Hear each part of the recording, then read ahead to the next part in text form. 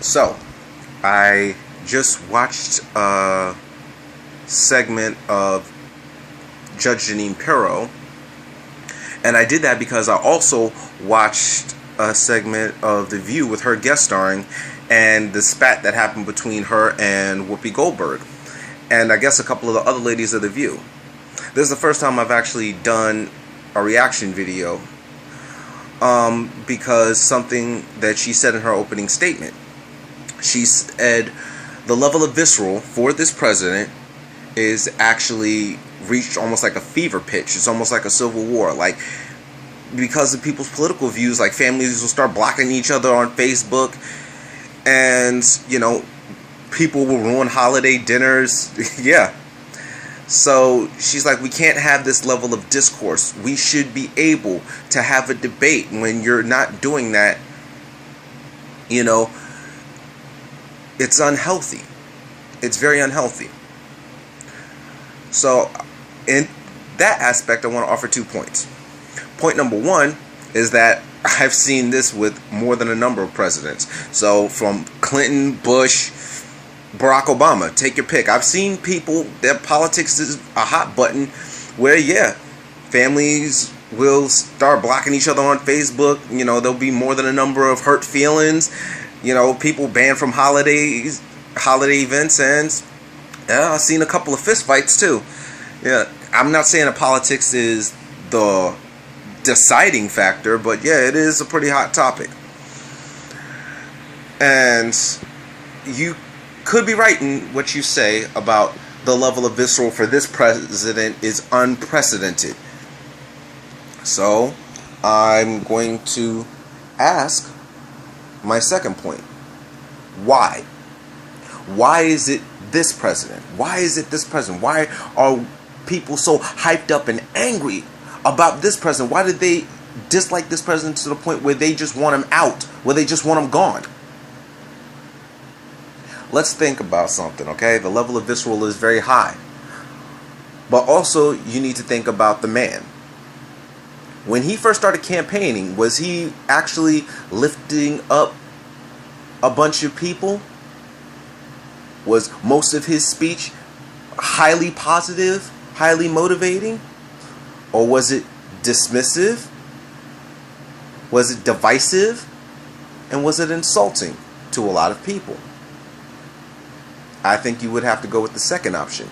Because even when he was talking about, I'm trying to have a voice for the forgotten against the elites. So, who is he talking about? The elites. The elites. What? The top 1%, which he's also a part of? I don't know. And I'm not saying that that's wrong, that you're trying to give a voice to a people who are different than you. But I am saying I find it just a little bit hard to believe. Okay? And most of his speech was us versus them. Us versus them. Mexicans are bringing in a whole bunch of bad people. We got to stop it. We got to build this wall. We got to build this wall. Fine.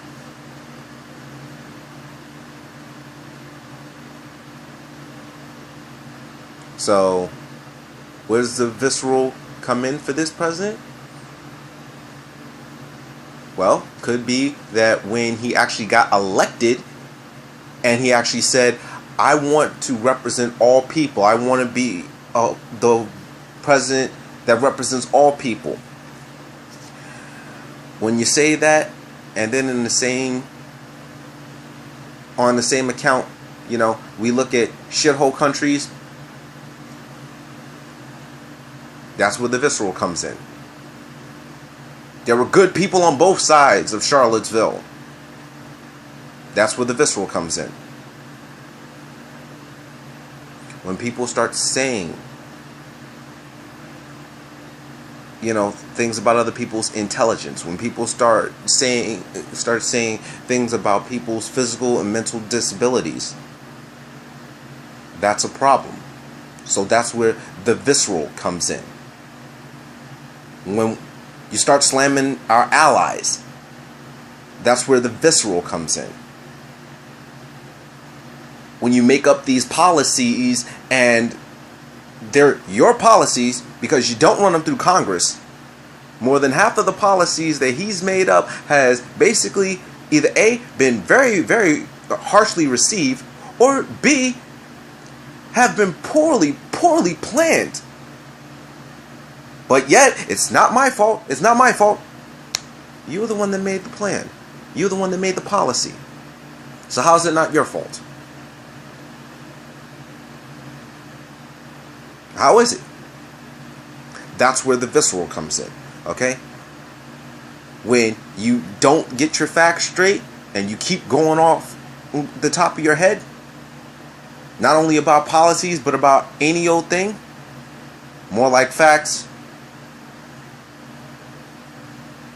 alternative facts, yeah, that's where the visceral comes in.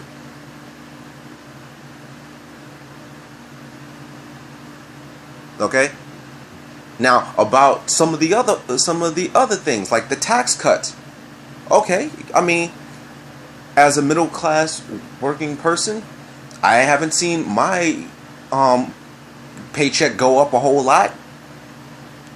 Well, no, I haven't even seen it go up a little. Okay? More than a number of middle Americans probably would tell you the same thing. But then again, I mean, unless you own the business, you're not experiencing like the really, really wonderful relief that is going to be happening. If you're working middle class, I mean, 9 times out of 10, your paycheck is getting pennies on the dollar. And that's just how it is. Okay? And when you do cut taxes, also you have to remember, where are you going to pull all that other money for these other programs from? Because to cut taxes, that means you have to cut programs. That means you have to cut social services. That means you have to, cut back on a lot of things that people need. After school programs take cuts, State Department takes cuts. Education takes cuts. A lot of people, when they hear tax breaks, they're like, yes, I get more money. But unfortunately, that money also gets pulled from somewhere else.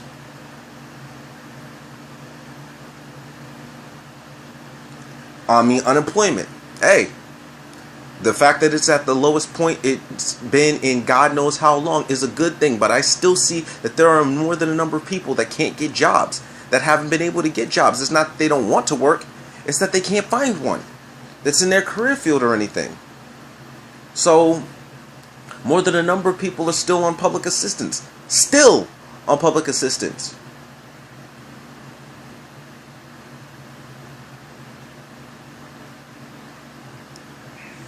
I don't know, Judge. You tell me. Alright? Where does the vitriol come from? Well, the vitriol kind of comes from the fact that in his supporters, he can't do anything wrong. And if that's not the case, that's what people are making it look like. Okay? When he says stuff that you're just shaking your head like, why? Why would you say that? Why would that even come out of you? But yet, his supporters won't condemn him. There were more than a number of things that I supported Barack Obama on, but when he screwed up, I said something about it. I'm like, wow, no, he shouldn't be saying that. He shouldn't be doing that.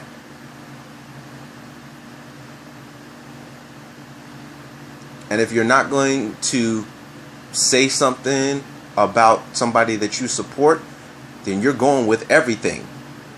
Okay?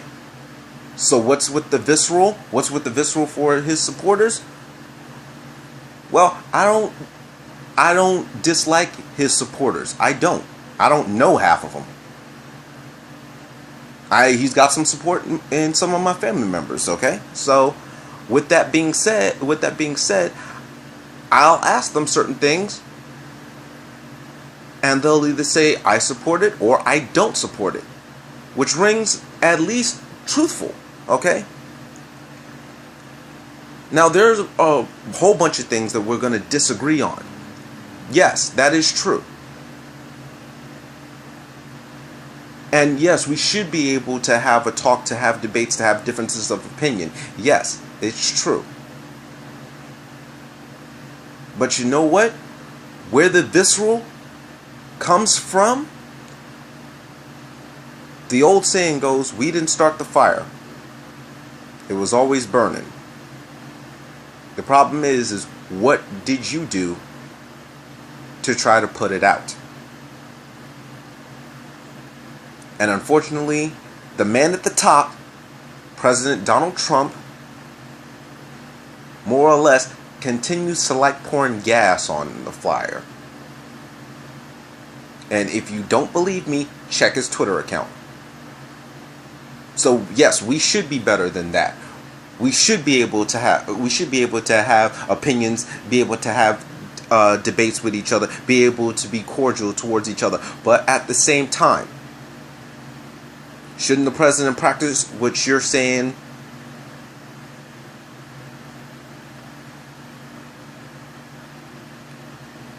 You're gonna trash our allies, but yet when it comes to our enemies, kind of buddy.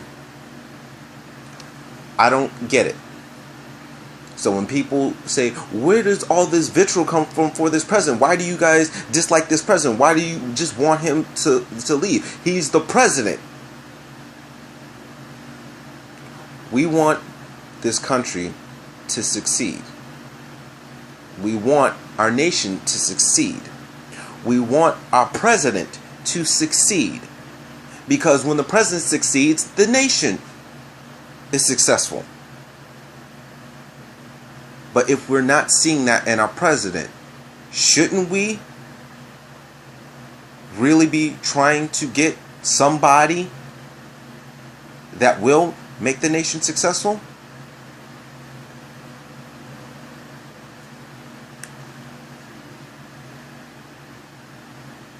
I didn't vote for him. So maybe my opinion is a little biased. I didn't like him in business. I didn't like him in celebrity reality. I didn't like him way before. I didn't. But as the president of the United States, I wanted him to succeed. But I haven't been seeing that. And that's the sad part about it. So why is the visceral so high because of this president? Well, if you want maybe some of the visceral to stop, it might be a good idea to have a talk with Donald Trump and say, maybe, just maybe, you should stop counterpunching on Twitter all the time. Maybe, just maybe, you should just get the job done. Don't talk to anybody. Don't talk down to anybody. If you don't agree with them, basically work it out however you need to work it out and continue to keep moving. And maybe, just maybe, if that actually started to happen, just maybe the visceral would actually tone down a little. Just maybe. But that's my opinion. Let me know what yours is.